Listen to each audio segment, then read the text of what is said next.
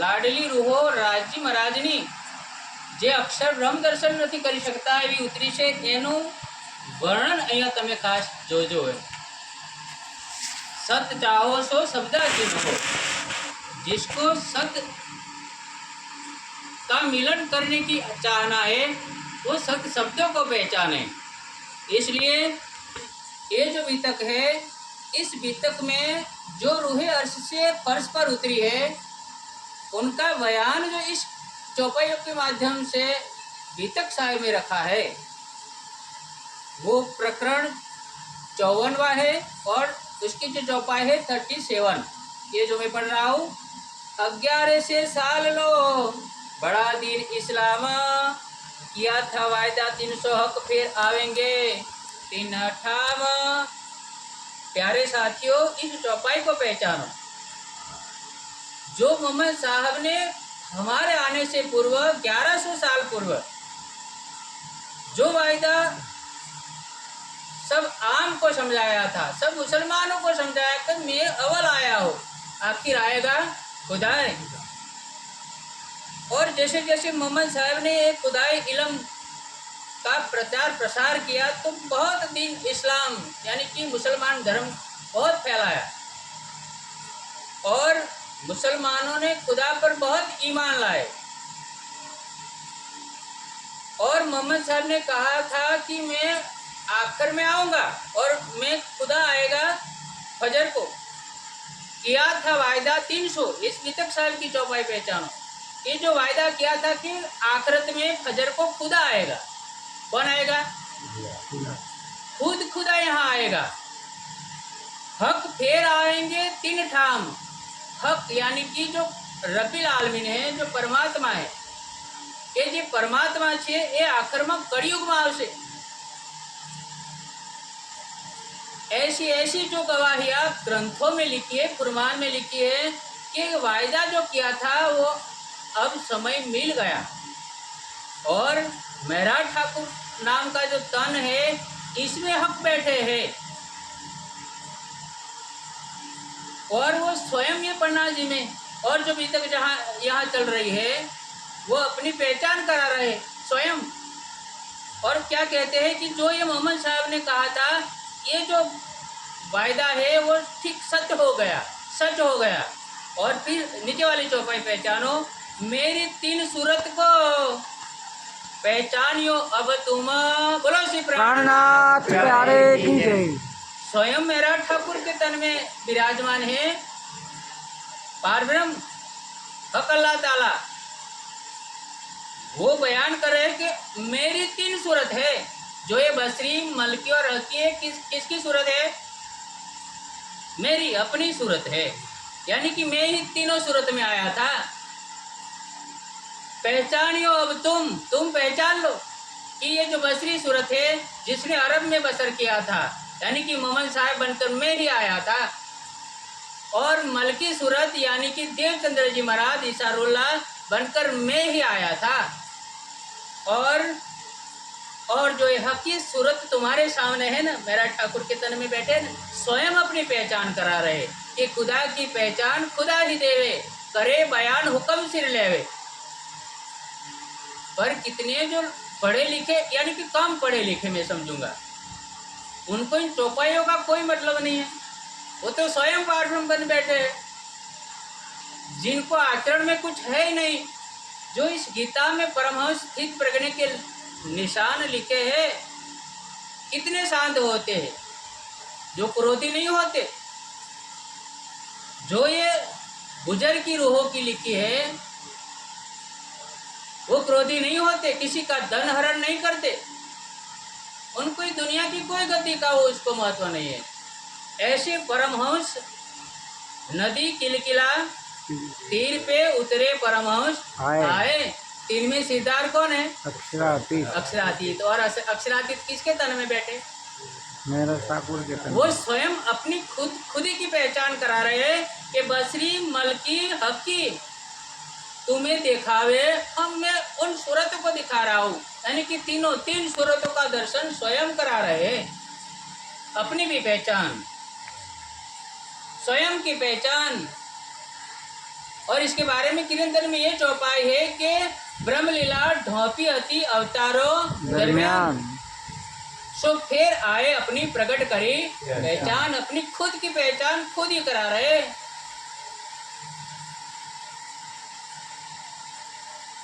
प्यारे साथियों, जो वायदा आम को किया था, सारी खलक को किया था कि वो खुदा स्वयं पारब्रह्म इस कलयुग में आएंगे, वो अपनी पहचान करा रहे हैं।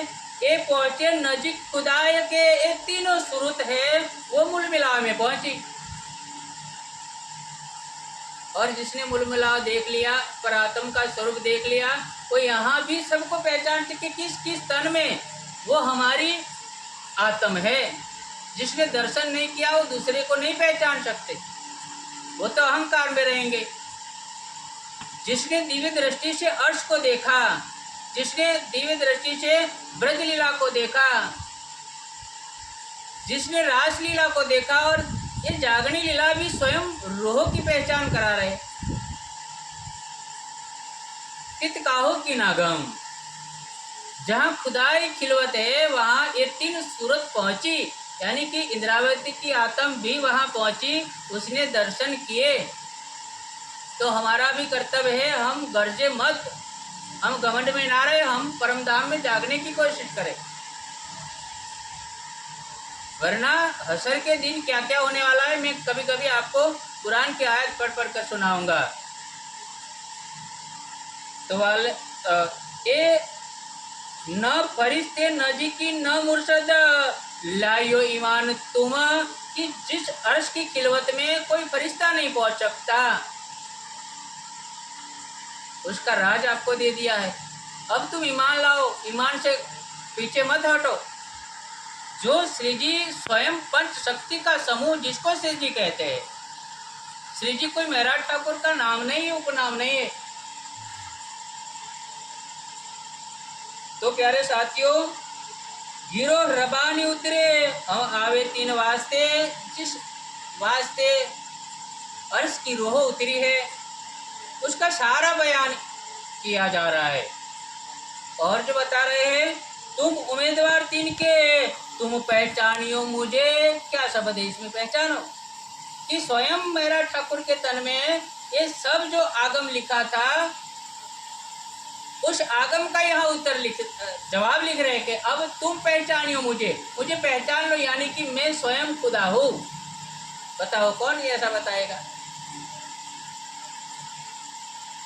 कोई महाराज ये बताएगा कि मेरी ब्रह्मधाम में कौन सी आत्म का नाम है?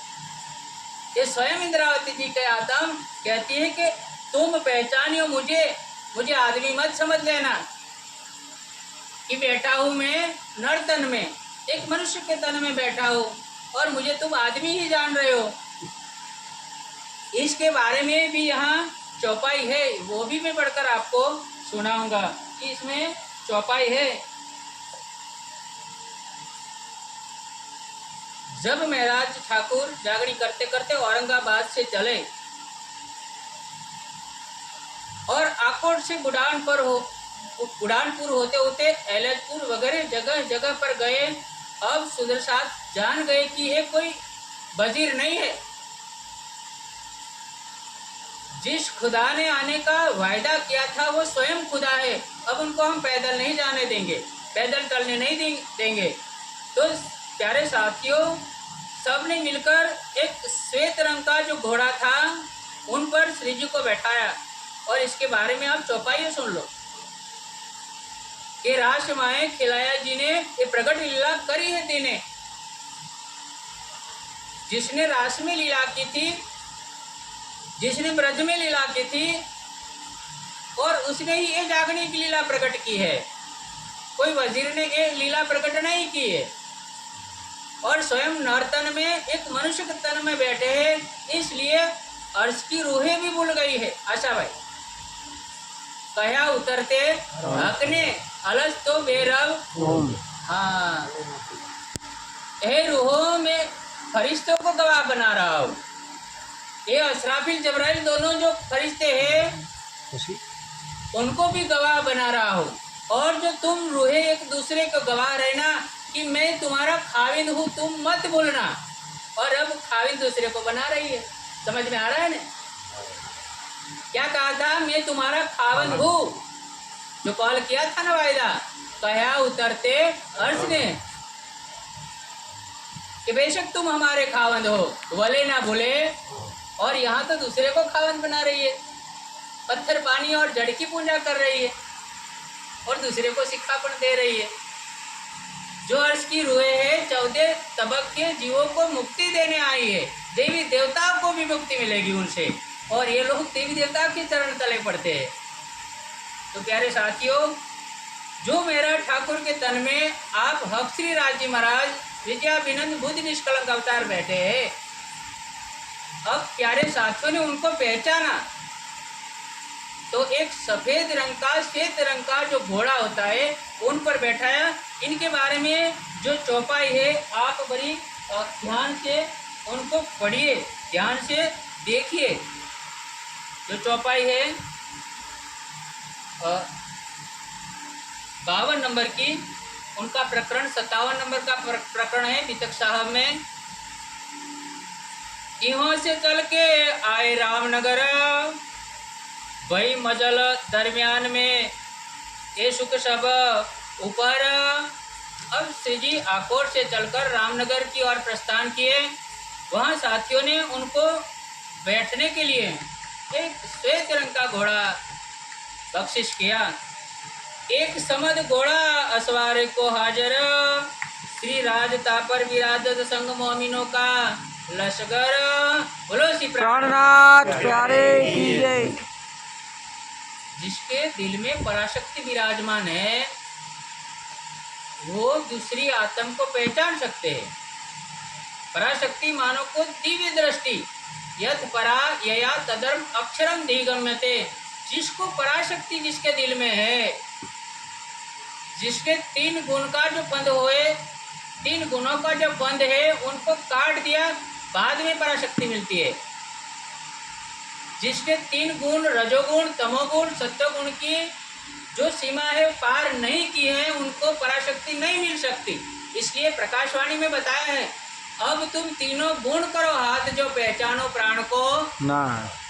तुम कोई भी वेश धारण कर लो, संत का धारण कर लो, पुजारी का धारण कर लो, महात्मा का कर लो, या चाहे कोई भी वेश धारण कर लो, लेकिन 3 गुणों की जो सीमा है वो पार नहीं की तो आपको परमहंस पद मिल सकता नहीं, यानी कि दिव्य दर्शन नहीं हो सकता। तो 3 गुणनी જે સીમા છે, રજોગુણથી ધનની લાલચ આવે છે, આ ગીતામાં છે, ભાગવતમાં છે, શાસ્ત્રોમાં પણ છે। રજોગુણથી લાલચ જાગે છે, લોભ જાગે છે કે આટલા પૈસા છે, મારે વધારે પૈસા આવી જાય। થોડું થોડું ગુજરાતી પણ બોલીશ। તમોગુણ છે, તમોગુણથી ખોરાક પણ તમોગુણી, ગુસ્સો પણ તમોગુણી, બીજાનું અપમાન કરવાની ભાવના પણ તમોગુણી। तो जो स्थित प्रज्ञ मुनि है वो ये सब सीमाओं से पार गए होते हैं। 3 गुण है उनके परे गए होते हैं, इसलिए उनको दिव्य दृष्टि मिली होती है। और इससे वो जो परमधाम की आत्म यहाँ नर्तन में उतरी है, चाहे पुरुष का तन हो या स्त्री का तन हो, पहचान सकते हैं कि किस किस तन में वो परमधाम की आत्म है। तो प्यारे साथियों ने पहचान लिया कि मेरा ठाकुर है ना, उसके तन में स्वयं इंद्रावती की आत्मा है और उनमें राज्य सामाजी और पंच शक्ति समूह विद्यमान है। तो वो जो शक्ति है श्री जी की, उनको एक समद घोड़े पर बैठाया, असवारी के लिए हाजिर किया। और यहाँ क्या लिखा है? श्री राज तापर विराजत। घोड़े पर कौन बैठे? श्री जी साहेब बैठे, यानी कि स्वयं राज जी महाराज बैठे। और साथ में क्या चौपाई है? संग मोमिनों का लश्कर। किसका लश्कर चल रहा है? मोमिनों का। सुंदर साथ जिसकी चरण धूलि त्रिदेवा तक नहीं पा सकते। सदगुरु महाराज कहा करते हैं कि जो रूहे अर्श से उतरी है वो त्रिगुण की बुट पॉलिश नहीं करेगी।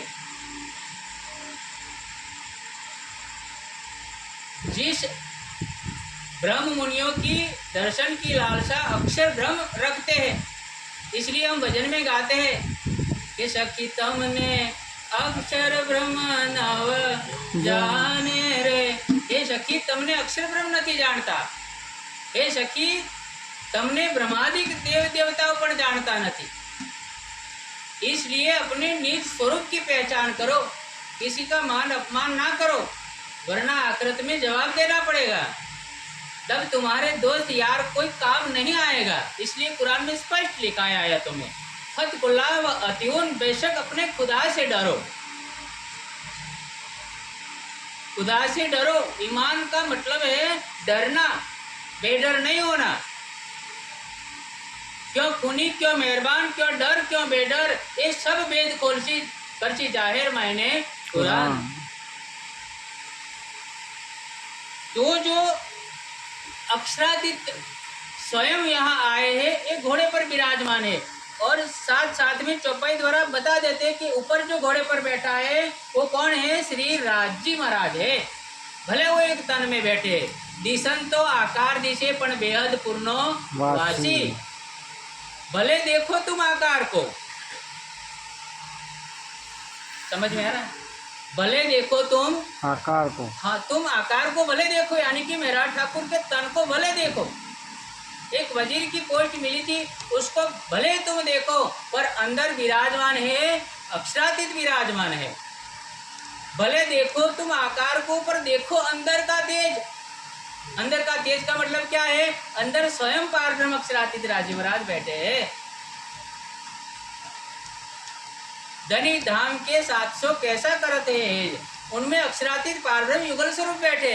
अब तुम मेरा ठाकुर से दुश्मनी नहीं कर सकते, क्योंकि जिस तन में आत्म बैठी है उसे दुश्मनी करोगे तो कुरान के पन्ने पन्ने में, ये स्वरूप साहिब के पन्ने पन्ने में, गीता भागवत के पन्ने पन्ने में लिखा है कि जो भक्त की उपेक्षा करता है, गाली देता है, उनको मारता है, उनको बदनाम करता है, बेशक वो दोजखी होता है।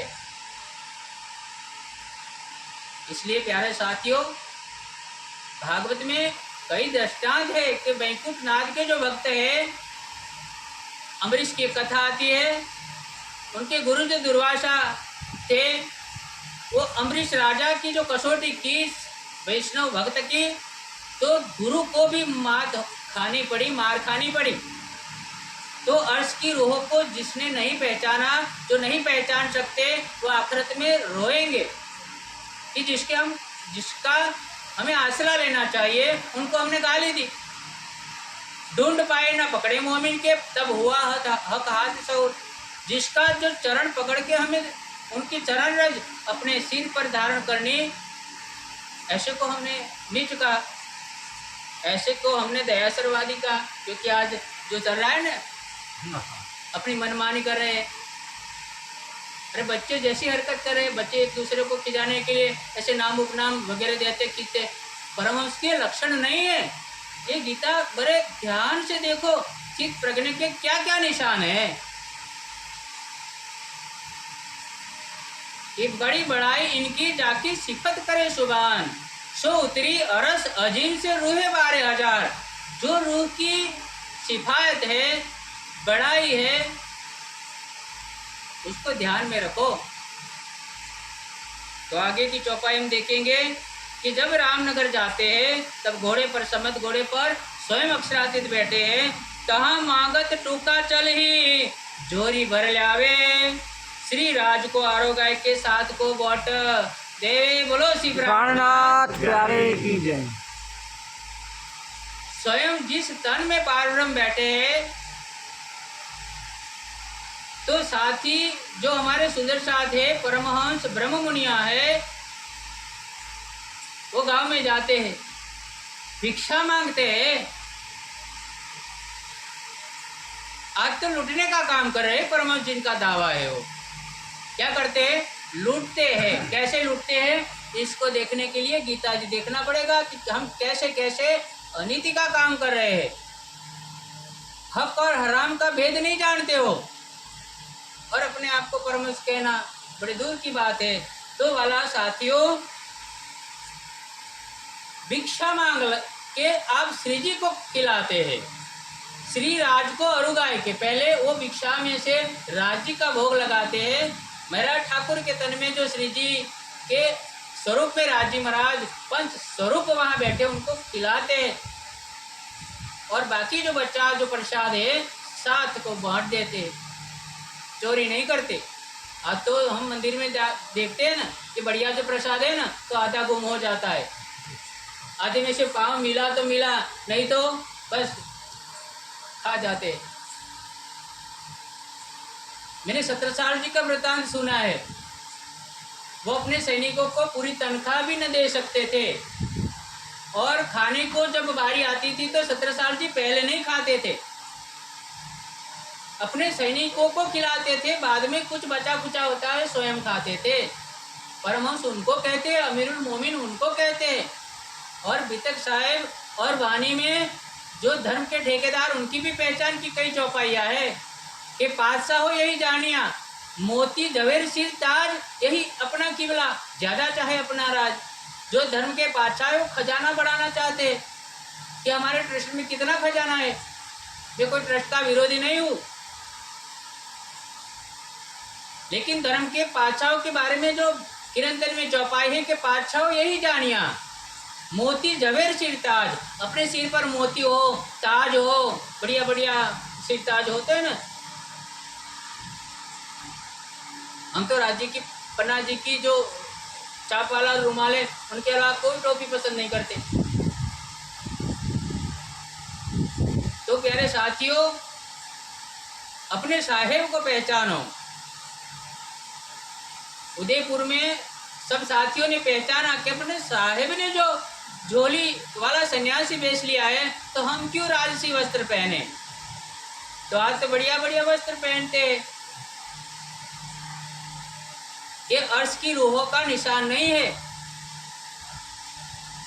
तो रामनगर में जब जाते हैं तब झोली भर के खाना लाते हैं और राजी को भोग आरोगाते हैं और सब साथ को प्रसाद बांटते हैं। और आगे की महत्वपूर्ण चौपाई है, उतनी चौपाई तक हम देखेंगे।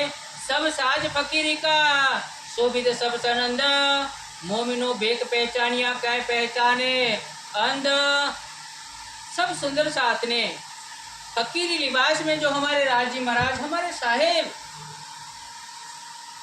जो श्वेत रंग के घोड़े पर विराजमान है, उनको पहचान लिया। सब साज फकीरी का, जो तुम्बा गुदरी सब सामान जो उदयपुर से जो अपने फकीरी का बेच लिया था, कारी कामरी रे मुझको प्यारी लागे, तो सब श्रृंगार को शोभा देवे। ऐसी कामरी, ऐसी गरीबी और नम्रता की कामरी, कामरी पहरी ब्रजवती और पहरी सुंदरवर श्याम। एक कामरी को मोल ना होए। और आज जो पढ़े लिखे हैं, जो इलम जाहिर इलम जो पढ़े लिखे, वो बाघ की तरह गर्जना करते और अर्श की रूह की निशानी है, उनकी वाणी में भी नम्रता होती। मैंने परमहंस महाराज कृष्ण प्रियाचार्य का जीवन वृत्तांत पढ़ा है। इसमें मैंने पढ़ा है कि जब वो पन्ना जी जाते थे तब वो एयर कंडीशनर रूम में नहीं ठहरते थे। बहुत बड़ा गद्दा बिछा हो, पंखा एसी चल रहा, ऐसा कमरा ही नहीं लेते थे। वो जो एक घास होता है जिनको हम गुजराती में कोदरी बोलिए थी, कोदरी ना पराड़ पर ये पोते आराम करता था, यानी एक कंतान जिन्हें कोथड़ो कहिए। ऐसे ब्रह्म मुनियों की जो रहनी है उनको अपनाना चाहिए। ब्रह्म मुनियों की रहनी ऐसी होती है, वो बढ़िया बढ़िया होटल में खाना नहीं खाते। और मैंने ये भी सुना है कि महाराज जी जब तक ये बड़ौदा से पद्मावतीपुरी जाते थे तब तक वो कहीं अटर पटर कुछ खाते ही नहीं थे। तो हम मानते हैं कि परमहंस ऐसे परमहंस होते हैं, तब जाके परम धाम मिलता है। परम धाम की दिव्य दृष्टि आप राजी महाराज प्रदान करते हैं। तो सब साज फकीरी का शोभित सब सनंद, यहाँ जो सन्यासी का जो पूर्ण लक्षण है, उपनिषद में एक मंत्र है, संन्यास निष्ठेव ब्रह्म विद्या मोक्ष साधनम न कर्म सहितेति। संन्यास का निशान ही है कि वो सब चीजों से, मायावी चीजों से संन्यास ले ले। राम राम जपना पराया माल, वो तो कहाँ का संन्यास है। तो सब जो सनंद यानी कि जो निशान है, प्रमाण है, वो श्री जी में विद्यमान है कि वो फकीर वेश में है। अब के जो फकीर है वो वास्तव में फकीर नहीं है। मोमिनो बेग पहचानिया, क्या पहचाने अंधा। इस महाराज ठाकुर के वेश में राजी महाराज है, वो किसने पहचाना? ब्रह्म मुनियों ने, मोमिनों ने पहचाना। और क्या शब्द आगे लिखा है? क्या पहचाने अंध। कितना भारी ये शब्द है। किसी को अंध बोलो तो कितनी बड़ी तकलीफ हो सकती है। तो जिस अभी भी जो अंध है, अभी भी नहीं पहचाने, वो अंध है।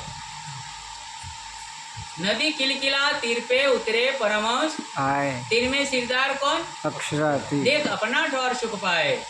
तो जो मेरा ठाकुर के तन में जो बेक लिया है, राज जी ने स्वयं बेक लिया है।